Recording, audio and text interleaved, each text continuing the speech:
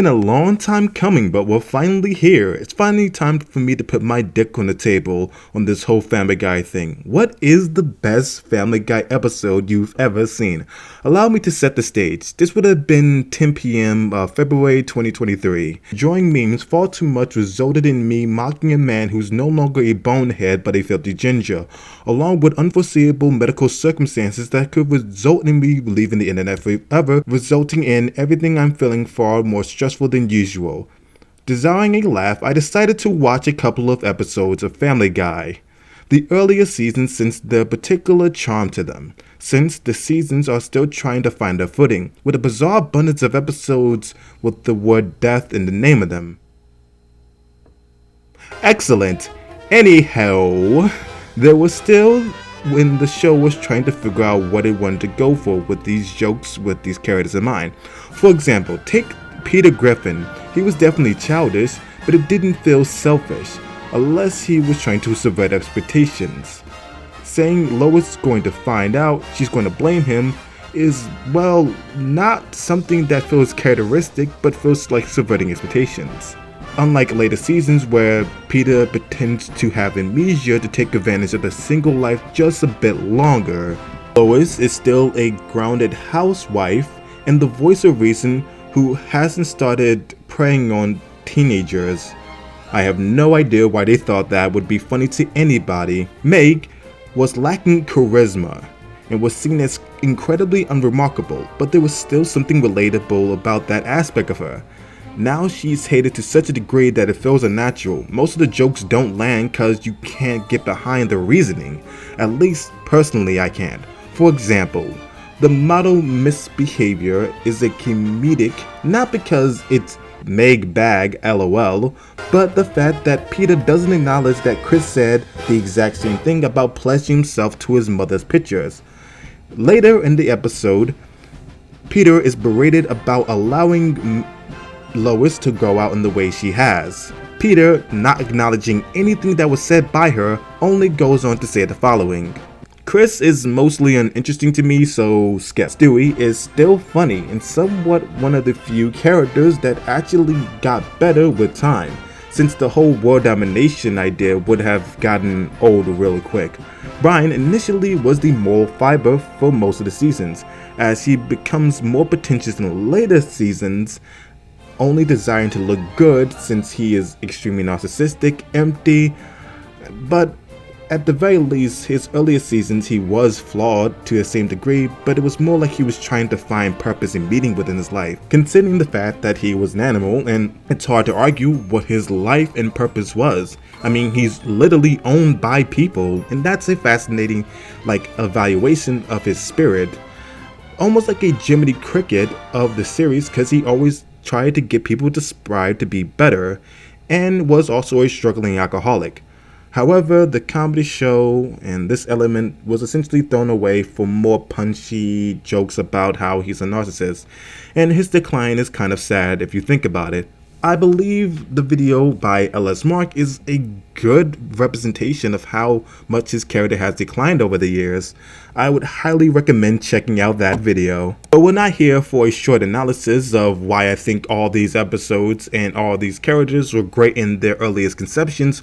We're here to discuss what is my favorite episode of Family Guy. That will happen to be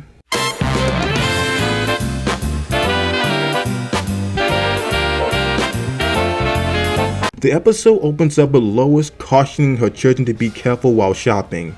Okay, now don't wander too far, kids. You know, more children get kidnapped at the grocery store than anywhere else. Hey! Ah, you got me. Oh, not quick enough. Not quick enough, no. No, I was close, though. You were close. It segues into a joke about a kid getting kidnapped. Surprisingly enough, it plays out like a casual conversation. I like to highlight how Family Guy had typically a lot of dark humor in its earlier seasons, however there was a strong amount of levity with said jokes.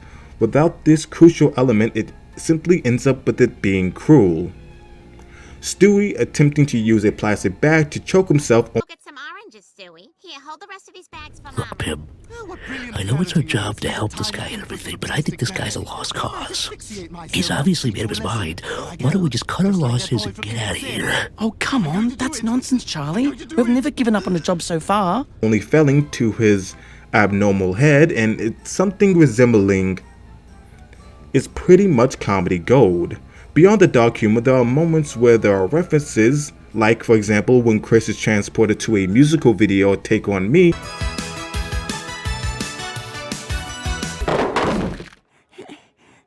Chris, where have you been? I don't know. And the punchline is not relying on you getting the reference. In fact, it heavily relies on the fact that you don't get the reference and that you are just as confused as Chris is. This is what makes older episodes of Family Guy so moving, because there's so many moving parts within it. And if you don't find the joke at face value funny, there are other mechanics within the joke that could get a laugh out of you. Holy crap! Do you see what I see? I'm afraid I do. We're being chased by ghosts! And now we get to the plot.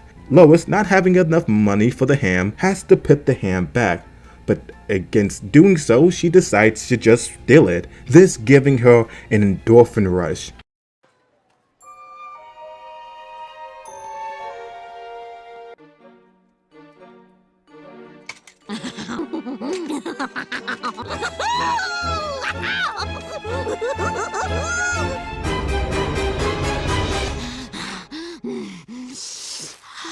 Oh my God, that was such a rush. And what creates kleptomaniacs, simply due to the fact that it's not inherently about depriving someone of their finances, but it's that sort of rush that someone gets from doing something this illegal. Of course, most people probably feel some sort of moral shame when they're caught, but these sort of actions only escalate to reinvigorate themselves and to get that same endorphin rush that they got when they initially did it. Not to say I'm speaking from personal experience or anything, I'm just saying. With her eventually getting found out by Brian, who had been suspecting her for quite some time. You're in an auto parts store stealing mufflers. This is worse than that Winona Ryder thing. God, you're right, Brian. I'm out of control, but I don't know what to do. I'm just hooked on the rush of shoplifting. I haven't felt a thrill like this in a long time. Well, I think you've had enough thrills. He convinces Lois to return all the items she stole, which makes this episode interesting in the array of ways that Family Guy is typically constructed. Normally it takes them getting past the point of no return to learn a lesson here.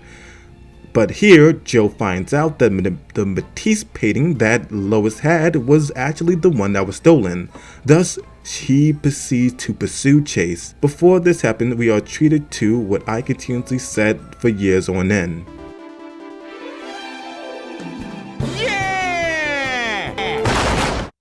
You know, Lois, Lois gets captured, she is sentenced, Peter is outraged and retorts, Ah, man, that is bogus! Order in the court!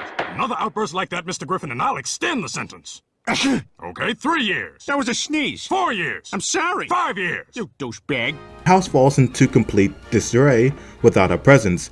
During the visit to the prison, Lois accepts the responsibility for her behavior with complimentary commentary from Quagmire. Life, like there was a secret hole in me. Oh, God. And I was trying to fill that hole with all kinds of expensive objects and things. Oh, God. And I felt wonderful with all those things filling that hole. Oh, God. I did this to myself, so I'm just gonna have to lay back and let the penal system teach me a lesson. That one is also sexual.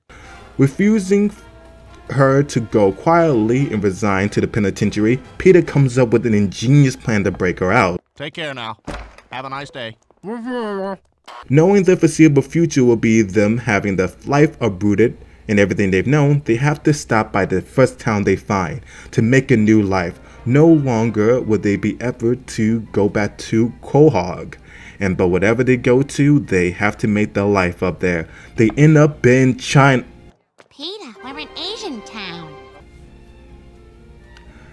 Sure. Peter, upon arriving, mistakes multiple people for being Jackie Chan, only for him to literally run into Jackie Chan. Oh my God, it's Jackie Chan! Oh my God, it's Jackie Chan! Oh my God, you're Ethan Hawke! No, I'm not. Mom, can we go get some food? Oh my god, there's Malcolm in Middle! I'm not a boy. Yes, you are. This is one of my favorite jokes because it's not just relying on the racial stereotype of their LOL being Asian people who look like each other, but the subversion is that meeting Jackie Chan results in him also pointing out how some white people look like each other as well. And there's a payoff later in the episode that is also extremely funny. But I don't want to get ahead of myself, so let's get on board and on track with the rest of the narrative and what's happening there. During this time in the plot, everyone takes up jobs, attempting to assimilate into the culture, making snippy quibbits about Asian culture. Ugh, tell me about it. I haven't seen one female baby since we got here. This place is a sausage fest. Where are you from? Tokyo. Oh, Tokyo. Yeah, it's a great town. Oh, damn. I seem to have sewn a shoe to my hand. May I go to the nurse? Replace him!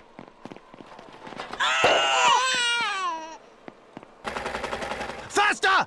So, what exactly would you say qualifies you to work as a sumo wrestler? Especially the one about there being small birth rates of females. Huh, I wonder what that's all about.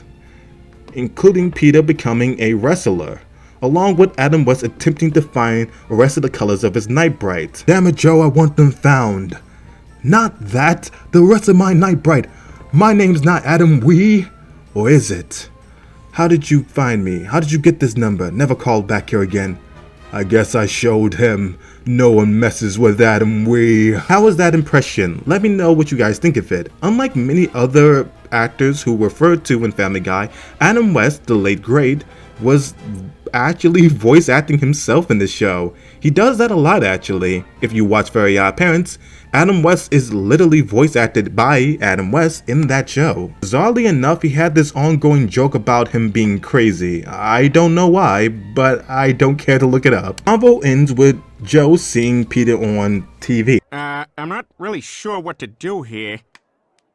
Boy, you put on weight, Jackie Chan. I told you the joke has an impressive payoff. Joe pursues them, ends with them going through a chase through the sewer. Lois doesn't want her family to put through any further turmoil, decides to give herself up willingly.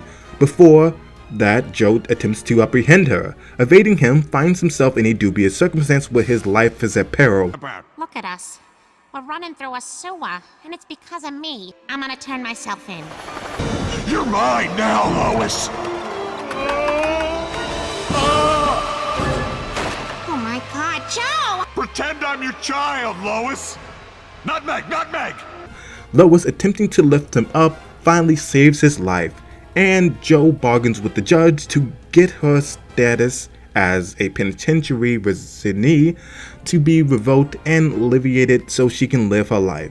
So why exactly is this episode something I like so much? Again, it goes mostly to the jokes, how they beautifully blend into one another. The episode in of itself is a non-stop joke factory, and it doesn't feel like it's overwhelming you with its comedy. If anything, a lot of the jokes are playing into one another, and there's a payoff for being invested in watching animately into this episode. But simultaneously, when it comes to this episode, there was a lot of unique moral moments within it. Characters come to realizations without needing to be in extreme situation and not changing the ideas out of necessity. For example, let's say that a character was drunken himself into a coma. Of course, they have to change their lifestyle, but that wasn't them coming to the natural conclusion that this wasn't healthy for them. It feels more natural and organic to people and how they react in real life. There are those moments where we have those euphoria moments or those eureka moments where we say to ourselves we need to stop behaving in such a ways. And that's why I like this episode so much. And it's unfortunate to see that a lot of episodes don't share this level of nuance that could be built off of characters and how they would naturally react in these situations. But that's everything for me. I'm Android Axel.